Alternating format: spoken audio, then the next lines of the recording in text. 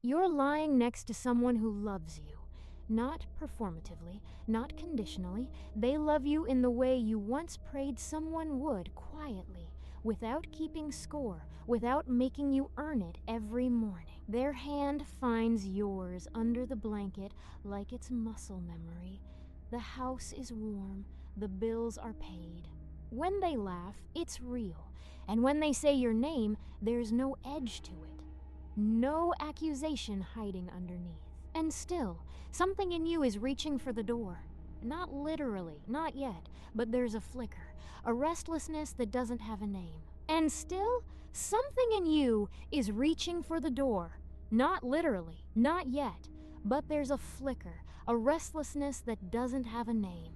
You look at this person, and you can list every reason to stay. You feel the love. You're not pretending. You're not trapped. You're not unhappy. And that, strangely, terrifyingly, is exactly the problem. Because somewhere deep in the architecture of who you are, happiness doesn't feel like safety. It feels like the moment right before the trapdoor opens. Contentment doesn't feel like arrival. It feels like you've let your guard down, and now the universe is taking notes. So you reach, not toward something better, but toward something familiar, toward chaos. Toward the electric guilt of a secret, toward a version of yourself that doesn't have to sit still inside love and tolerate the unbearable vulnerability of being seen and chosen. This is not a video about bad people. This is a video about people who were taught long before they had the language to protest that love is something you survive, not something you rest inside. And when they finally find a love that asks nothing of them but presence, their nervous system sounds every alarm it has. The paradox is devastating and precise the thing they always wanted, a safe, genuine, reciprocated love, is the very thing their psyche is most desperate to destroy. Not because they don't value it, but because they were never taught that they're allowed to keep it. And so they cheat, not out of cruelty, not out of boredom, but out of a profound unconscious terror that if they hold still long enough to be fully loved, they will be fully seen. And to be fully seen, they believe, is to be fully abandoned. Let's talk about why. To understand this, we have to abandon the simple narrative that infidelity is always about dissatisfaction. The research tells a far stranger, far more uncomfortable story. Psychoanalyst Esther Perel makes a critical distinction. She argues that many people who stray are not looking for another person. They are looking for another self, a version of themselves uncoupled from the roles, the routines, the terrifying domesticity of being known. The affair isn't about the lover. It's about the self that emerges in the affair, unburdened, undefined, temporarily free from the weight of being someone's everything. But why would someone need to flee from a self that is loved? This is where three critical psychological frameworks converge. The first is attachment disorganization. The child learns, at a neurological level, that closeness and danger are the same signal. They crave intimacy and are terrified of it in the same breath. When the relationship is turbulent, they feel oddly at home. When it becomes stable, they destabilize it, not consciously, not maliciously, but with the precision of a nervous system that was calibrated in chaos and reads peace as a malfunction. The second concept is self-expansion theory. For individuals with deep-seated shame, expansion through intimacy feels like exposure. The closer the partner gets, the more the individual feels the frontier of their own unworthiness approaching. And affair, paradoxically, provides expansion without true exposure, because the affair partner only sees the curated self, the performer, the highlight reel. It's growth without vulnerability. It's connection without the risk of being truly known. The third, and perhaps most revealing framework, is what Carl Jung called the shadow. Every human being carries a hidden reservoir of traits, desires, and impulses they have deemed unacceptable. The shadow doesn't disappear when ignored. it metastasizes, it finds cracks. And in someone who has built a perfect life, the shadow often erupts precisely because the conscious self has become too tightly controlled. The affair becomes the shadow's doorway. So here's the neurological reality when someone with this wiring lies next to a loving partner and feels that low, restless hum. That isn't boredom. That is their default mode network cycling through unresolved identity conflicts. That is their amygdala misreading safety as stagnation. They don't cheat because the love isn't real. They cheat because it is. And real love, to a nervous system raised on emotional unpredictability, feels like standing on the edge of a cliff with no railing. And here is where the story becomes genuinely tragic, because the person who cheats while happy doesn't escape pain through the affair. They multiply it. They take the one clean, real thing in their life and thread it with poison, not because they wanted to, but because they didn't know how to tolerate something clean. Think about that for a moment. Think about the particular cruelty of a psyche that punishes you for having what you always wanted. You spend years, decades sometimes, longing for love. You date people who confirm your worst beliefs about yourself. You survive relationships that leave marks. And then, one day, against all internal expectations, someone shows up who is kind, who is consistent, who stays. And instead of relief, you feel dread. Instead of gratitude, you feel suspicion. Not of them, of the situation, of happiness itself. Søren Kierkegaard, the Danish philosopher, wrote about what he called the dizziness of freedom. He argued that anxiety is not caused by constraint, it is caused by possibility. For the person who cheats while happy, love is that open door. And the freedom to be fully loved, fully accepted, fully at rest produces a vertigo so intense that the psyche lunges toward the nearest wall, toward guilt, toward secrecy, toward the familiar architecture of sabotage, just to feel solid ground again. This is the invisible grief that no one talks about.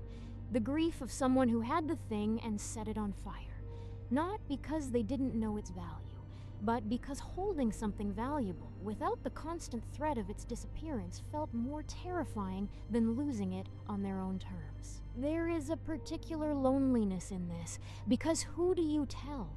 Who would understand? You can't confess to your partner that their love overwhelms your capacity to receive it. You can't explain to anyone, least of all yourself, that you are most yourself in the chaos, in the secret, in the trembling guilt of the double life, because that trembling is the only internal state that feels real. And so the cost compounds. You lose trust, not just your partner's trust in you, but your trust in yourself. Every act of betrayal is simultaneously an act of self-confirmation. See?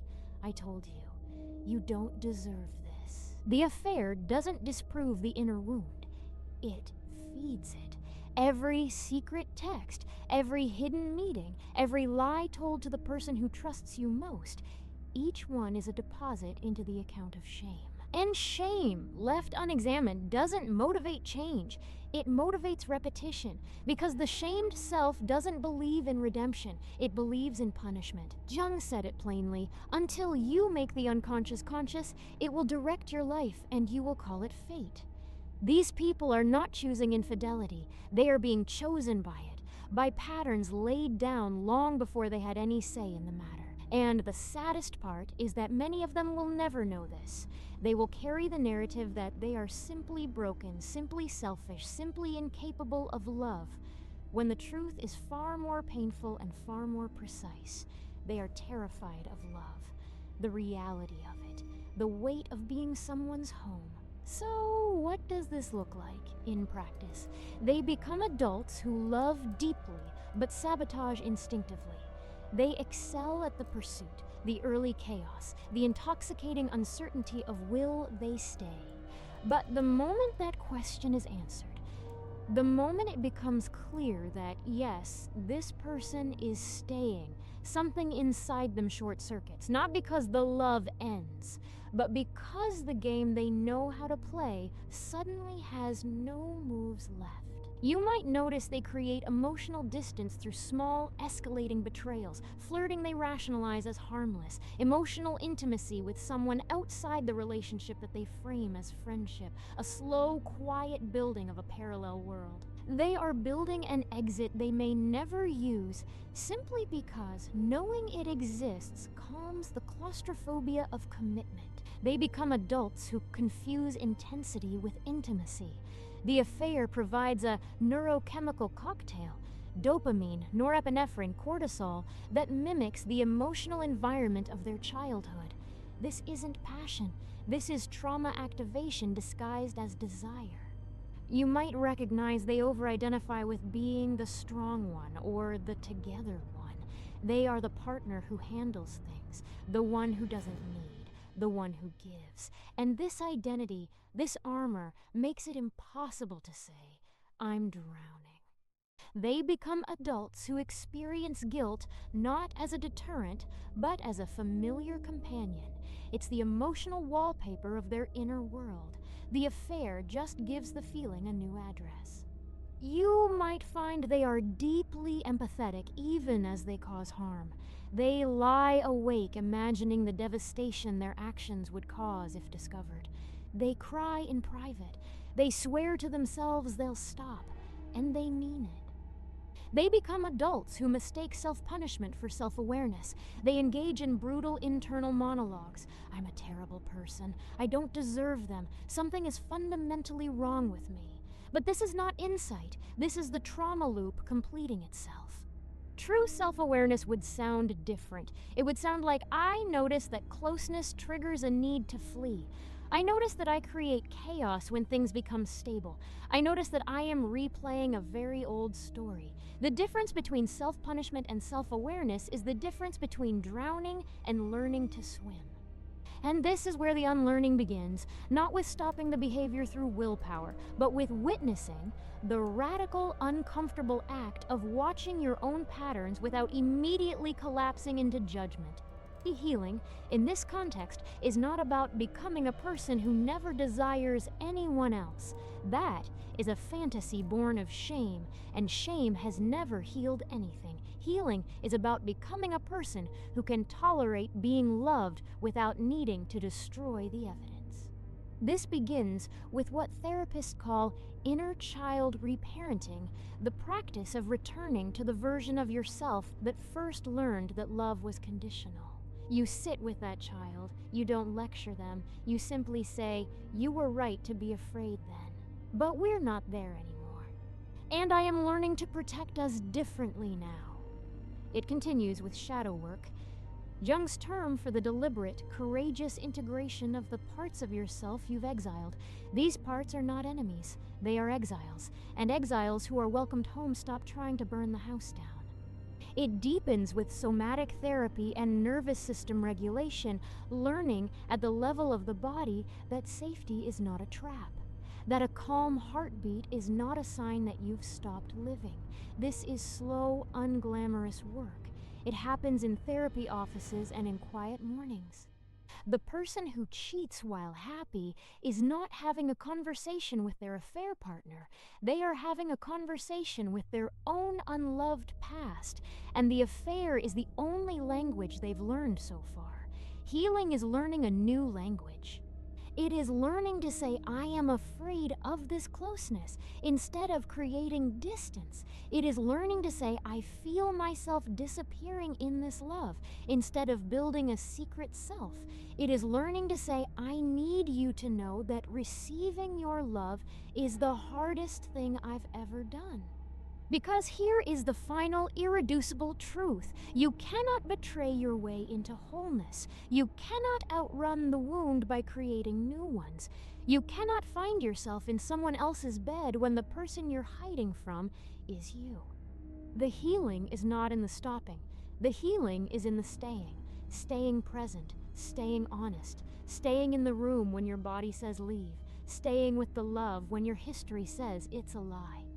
You are not broken. You are not defective. You are not the worst thing you've done in the dark. You are a person whose survival system was built for a war that ended long ago.